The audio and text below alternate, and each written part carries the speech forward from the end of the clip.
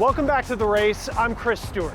The government forgives student loans for people who take certain jobs, but Alicia Nieves is taking a look at how workers are being caught in the middle. But you're making a sacrifice, and it's okay for the government to help you. It was President George W. Bush in 2007 who signed into law legislation that would forgive the student loan debt for Americans who committed to 10 years in a public service job.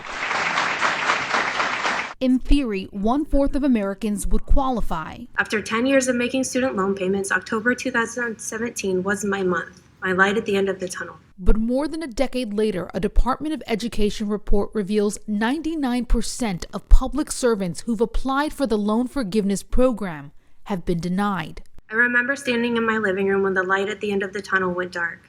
The Department of Education denied my application for public service loan forgiveness. Kelly Finlaw is a public school art teacher in New York City. She is now part of a class action lawsuit with the American Federation of Teachers, suing Betsy DeVos and the Department of Education. Some people wouldn't have gone into education, and some people wouldn't have gone into the public service that they chose if they knew their loans wouldn't have been forgiven.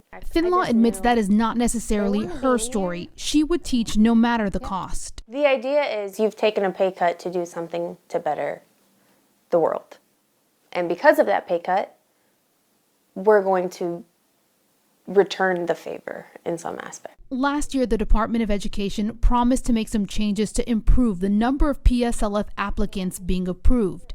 However, instead of funding that effort, the Trump administration has recently proposed a budget that defunds the program altogether. Taking away a program like this really shows the Trump administration's priorities. Aaron Ammons is with the National Student Legal Defense Network. It's a nonprofit helping people like Ms. Finlaw deal with their individual PSLF problems. This isn't something that's split among Democrat or Republican lines.